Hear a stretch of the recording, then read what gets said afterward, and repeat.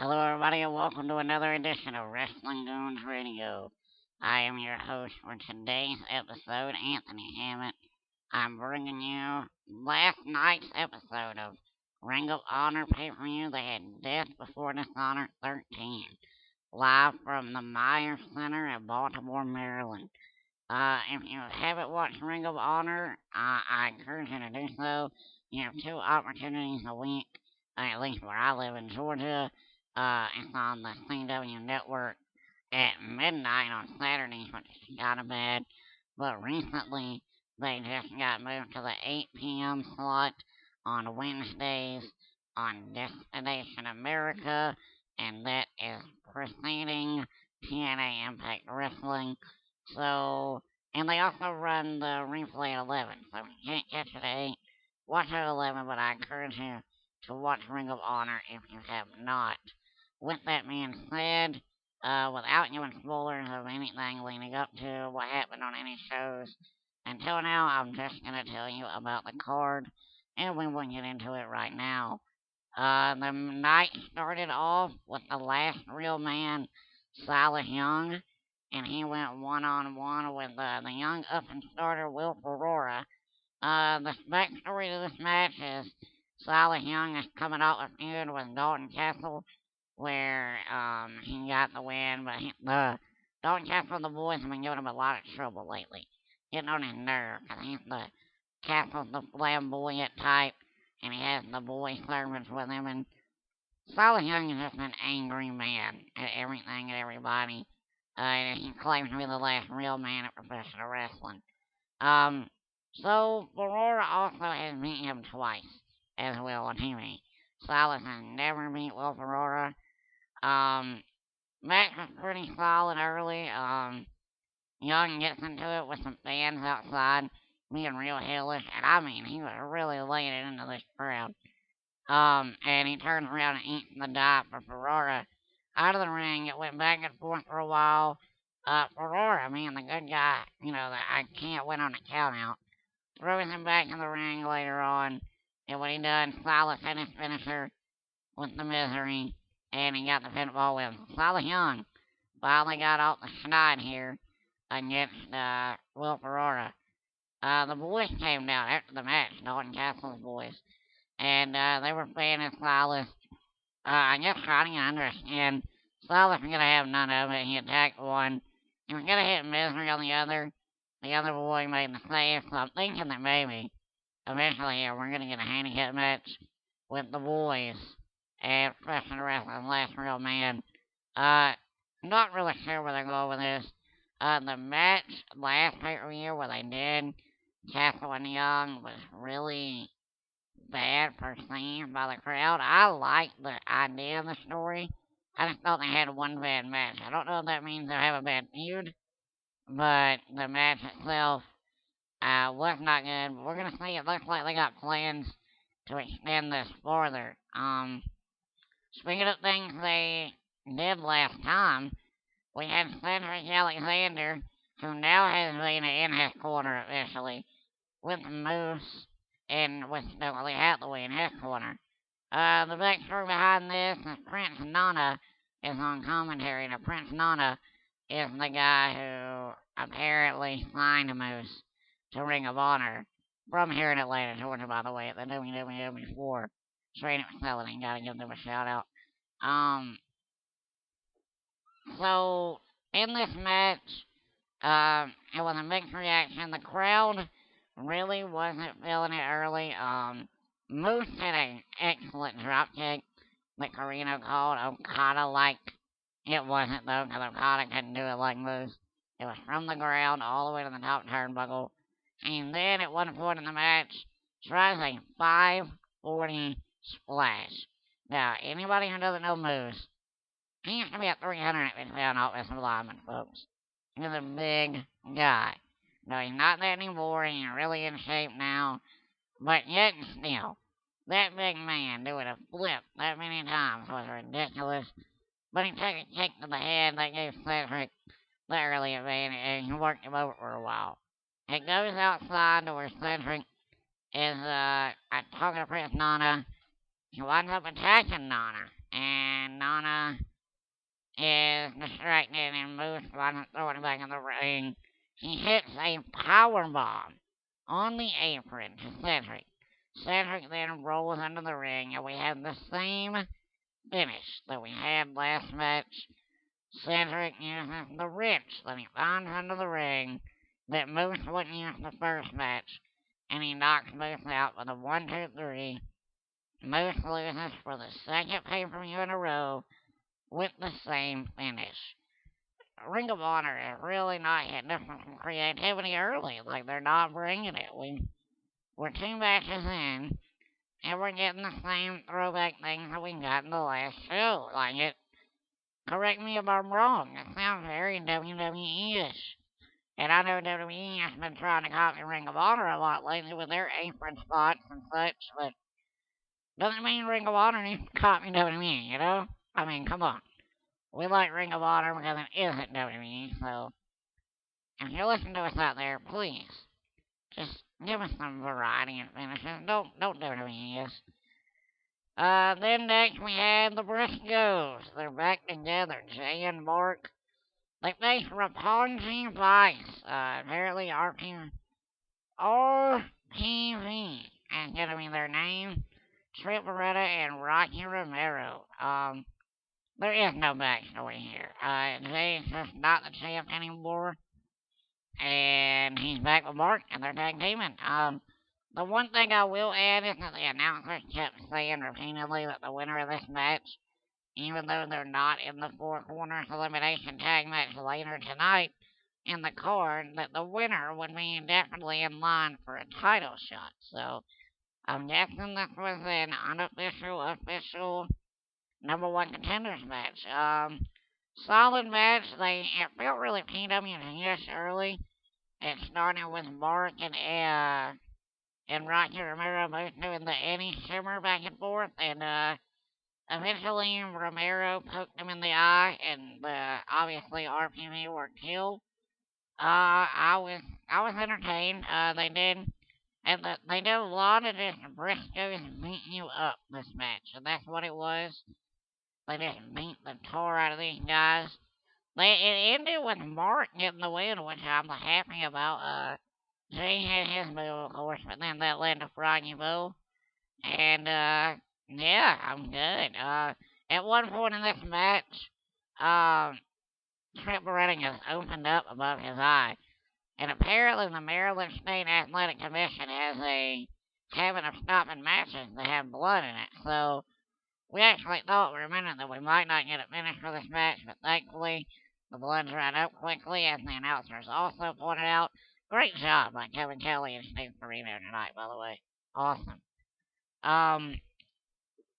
So yeah, the Briscoes get that win.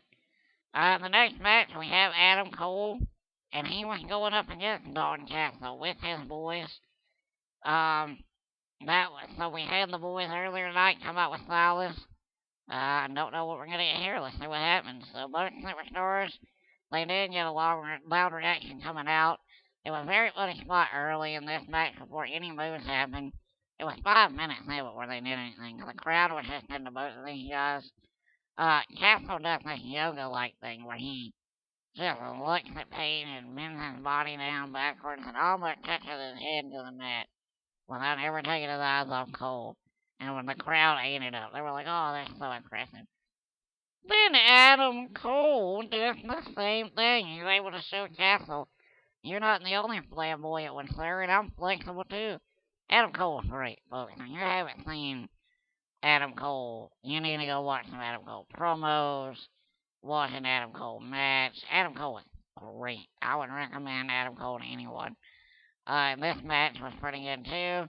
They kept referring to Dalton Castle as having Michael Elgin's strength, which I found to be very odd. He is a very strong man, but he's also very little, and Elgin's strength is kind of an insult to Elgin. Just saying, Cole did a lot in the match, as far as healing it up. There's this one part where he locks him, he does the chin lock thing, right? Where he does the exaggerated, I'm about to really lay a big move on you while you're sitting down, running, and then he slowly slips that chin lock in.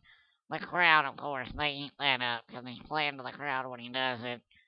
Uh, Lots of back and forth as far as mocking each other, the way to keep the crowd involved in it all the time. Adam Cole ended it with a neck breaker, which I found a little odd. It wasn't the Florida Keys, and it wasn't uh the other move that he had off the top of I can't think of it off the top of my head right now. Um, Jay Briscoe does a neck breaker, so I'm not really sure why Adam Cole would be trying to move in on that territory, but we'll see. Um, then after the match, Silas Young comes out and he wants to go attack the boys. He runs them to the back and nothing happens. Um, and now we're at the No DQ match, what I was excited for. It was Adam Page with the Decade, Colby Corino, and BJ Whitmer versus ACH. Uh, Whitmer and Corino come out first with Whitmer on crutches. Whitmer says that he had surgery and he won't be able to wrestle in the future. And that got a loud pop from the crowd because they hate BJ Whitmer, and so do I. More than any other wrestler on the planet, I can't stand BJ Whitmer. Um, the chant kind of threw him off for Steve Corino because they wanted Corino to be in there. Then he announced that he's going to join Kevin Kelly and Corino at commentary. He tells Corino, why don't you lay out and let an expert show you how it's done. ACH attacked Page after the intros, and he came out wearing a pink shirt and a mock Page. ACH wasn't playing around, he was ready to go. Corino was on commentary, but he didn't really talk a lot. He allowed Whitmer to put Page over mostly. ACH really got his in. Page threw him in to the turnbuckle at one point, and it was supposed to be him taking the blow, but the cameraman wound up taking a big blow, and that was a pretty funny part of the match. Really violent, like run out weapons. Page had a couple of DDTs on the chairs. ACH got a twisted flying elbow from the top.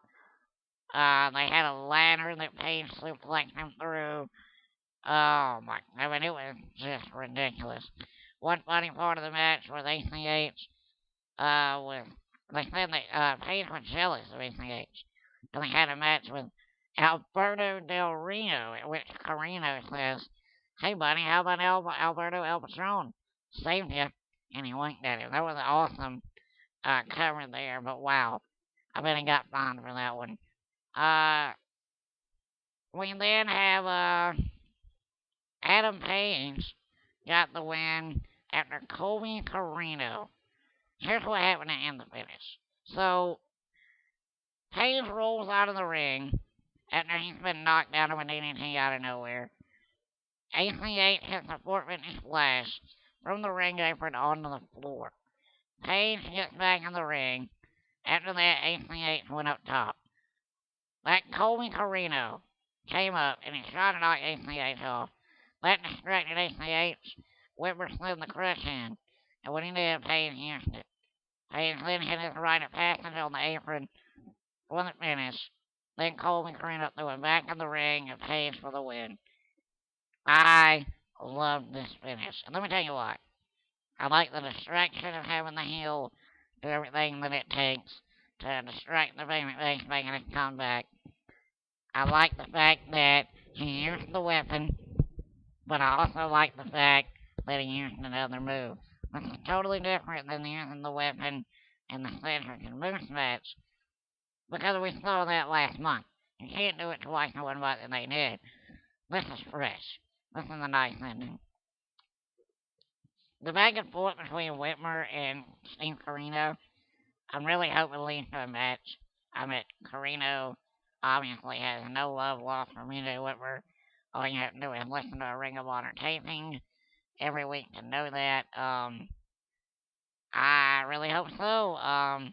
The next show is September 15th for a pay-per-view. They're probably saving it for Final Battle, honestly, and that's in December. But we'll just have to see. Next, we had the four-corner survival match for the tag team titles. It was the Kingdom with which is Michael Bennett and Matt Taven with Maria Kanellis was their manager. Oh my goodness. Hottest woman in wrestling right now, Maria Kanellis, folks. They faced War Machine, who was Hits in a row, Red Dragon, who was Bobby Fish and Colin Riley, and the tag team champs were Daniels and Kazarian.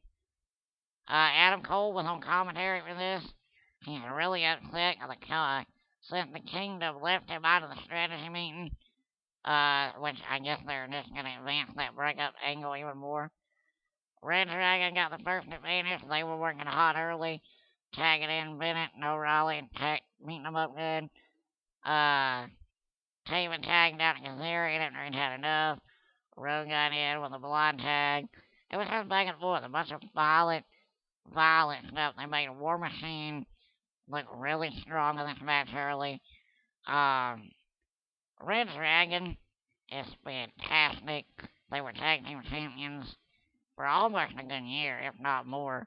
Right now they're in a weird spot, and I'll get into that at the end of this match. When it was over, at the very end, everybody hit their finishers on each other. And of course, at the very end, the addiction. They're able to hold on and get that win by hitting their finisher in the last sequence.